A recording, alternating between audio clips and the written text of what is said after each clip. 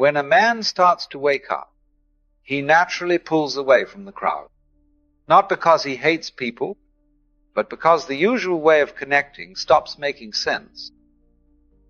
Most conversations revolve around status, gossip, or complaints. And once he begins to see through that, it gets harder to engage. He's not bitter. He's not isolating himself out of pride. He's just stopped chasing what others are still chasing. He starts to notice the performance in everyday interaction, the need to be liked, to belong, to say the right thing. And without making a big deal about it, he quietly steps back. People might still wave. They might still offer small talk, but the connection is no longer there because it was never real to begin with. He didn't cut ties, he didn't burn bridges. He simply stopped pretending. And when he does that, distance happens on its own. This is the beginning of solitude, not loneliness, just space between who he used to be and who he's becoming. He starts to see clearly what holds people together isn't real. It's not depth. It's not truth. It's habit, comfort, and shared illusions. People bond over complaining about their jobs, over chasing status, over defending ideas they've never truly questioned. He used to do the same. He used to think that was connection. But now it feels more like noise. He notices how often people speak, just to avoid silence. How much energy goes into keeping up appearances. The constant need for validation, for agreement, for reassurance. And once he no longer needs those things himself, he sees how dependent others are on them. How relationships often survive not because of honesty, but because everyone agrees to keep the story going. He understands why people hold on to what feels familiar. He still cares. He still listens, but he no longer plays along. That shift, subtle as it is, creates distance all on its own. From the outside, he might seem the same. He still shows up. He's still polite. He hasn't disappeared completely. But something fundamental has shifted, and the people around him can feel it, even if they can't name it.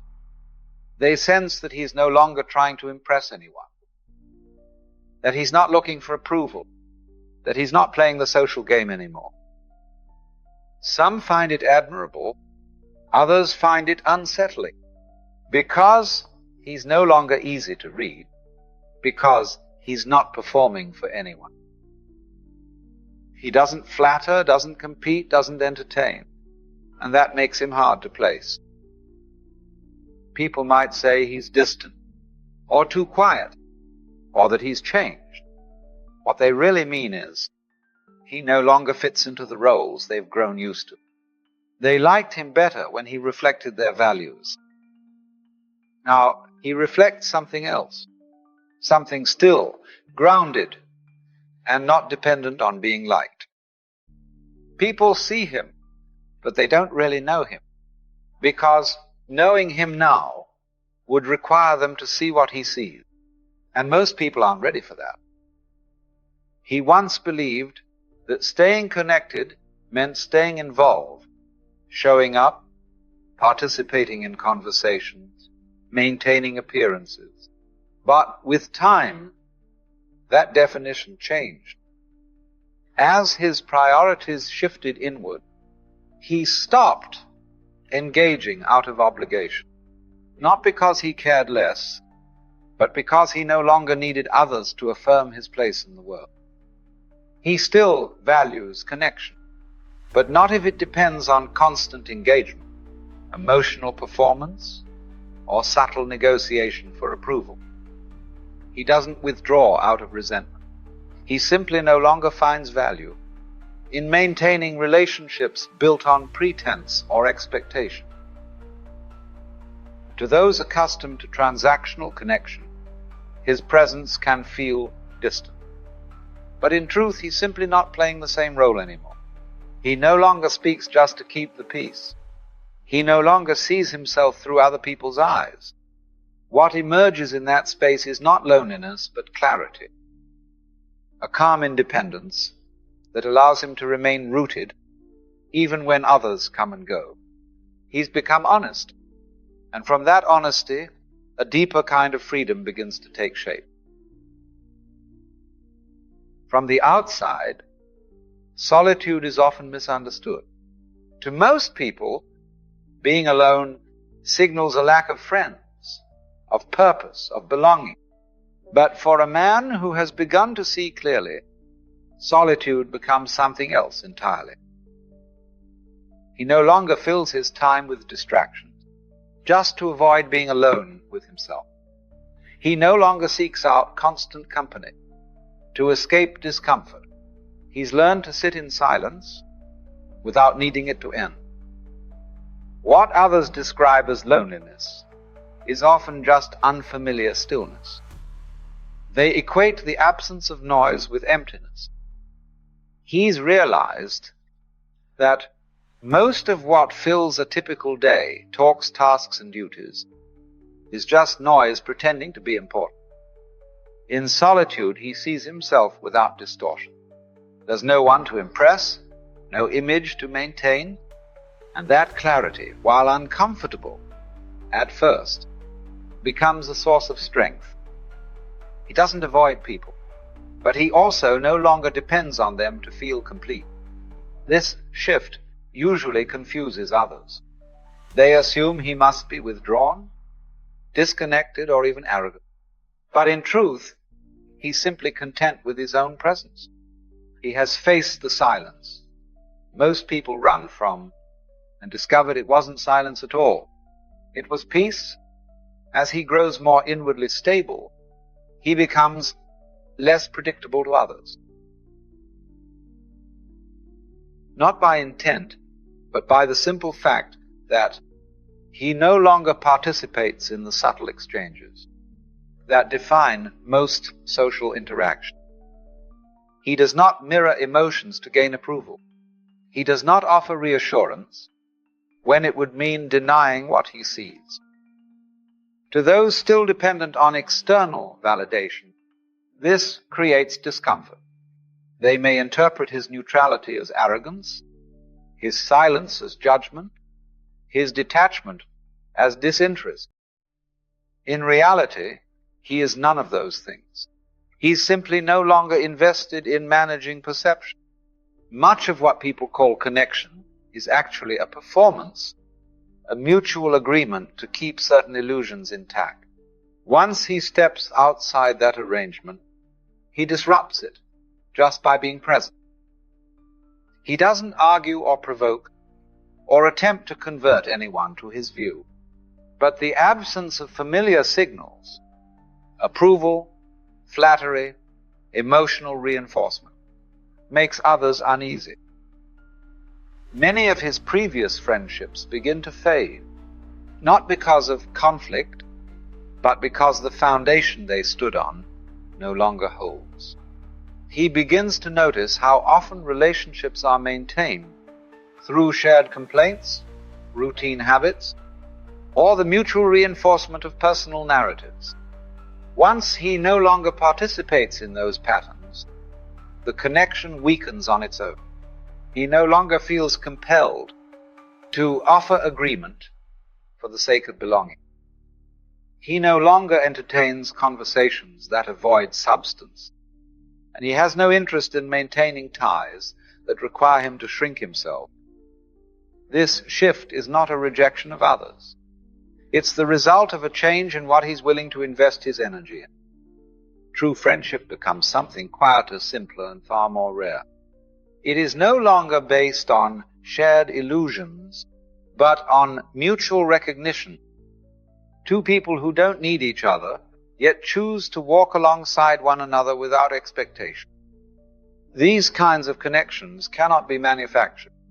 They emerge naturally, if at all, and only when both individuals have stopped seeking to be completed by the other. Most social interaction relies on unspoken rules. You validate my perspective, I'll validate yours. We won't go too deep. We won't challenge each other's assumptions. We'll pretend we agree, even if we don't. He used to play by those rules because everyone did. But once he starts operating outside of them, the dynamic begins to break down. He no longer gives comfort just to ease tension. He doesn't pretend to agree when he doesn't. He's done with the little acts that keep everyone else feeling safe, but keep him feeling false. This isn't defiance, it's clarity. And that clarity is disruptive because it exposes how much of everyday life is based on mutual avoidance of truth. People notice, even if they don't understand what's changed, they feel the shift. They sense that something familiar has gone missing. The constant exchange of comfort, validation, and distraction. And without him feeding the system weakens. Talks start to feel awkward. People stop reaching out as much. What used to feel warm and familiar now feels tense and uneasy. Not because he did something wrong, but because he stopped playing along. He hasn't rejected anyone. He simply stopped reinforcing a structure he no longer believes in. As his understanding deepens, something unexpected happens. He begins to need less, not just materially, but emotionally, socially, even intellectually. He no longer seeks recognition. He no longer relies on others to confirm what he already knows internally. And as that need dissolves, so do many of the relationships that once required it. This is the paradox. The clearer he becomes, the quieter his life becomes. Not because he's closed off, but because so much of what once filled his time was rooted in a search for external affirmation. Without that search, most social activity feels optional, if not unnecessary. He stops trying to be understood. He stops needing to explain. He no longer measures his presence by how much space he takes up in other people's lives. From the outside, this might look like withdrawal, but inside it's the opposite, a settling into something solid and real. He still values connection, but only when it emerges naturally, without demand or performance. He hasn't become cold. He's simply no longer dependent. And in that detachment, there's a kind of depth that can't be found through attachment. Once he wakes up, he can't unsee what he sees. He looks inward, and the noise quiets. He looks outward, and the world is still asleep. He sees the false certainty in people's eyes, the roles they perform, the beliefs they never question, the constant movement that masks an inner stillness they haven't touched. He no longer envies what others call connection, because he understands the cost it often demands: agreement, performance, conformity, and he won't trade truth for the comfort of fitting in. Still, there's a part of him that remembers, a part that quietly hopes, not for crowds, not for company, but for someone awake, someone who has seen what he's seen, felt what he's felt, someone who doesn't need him to be smaller, quieter, or more agreeable in order to feel safe. That kind of meeting is rare. It can't be forced, and he would rather wait in silence than pretend in conversation. So he walks alone, not because he enjoys being apart, but because in a world still dreaming, authenticity is more valuable than acceptance.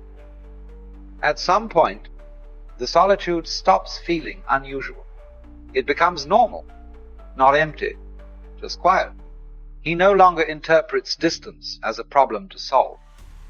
He sees it for what it is, the natural result of no longer pretending. While others surround themselves with noise, he has learned to live in stillness.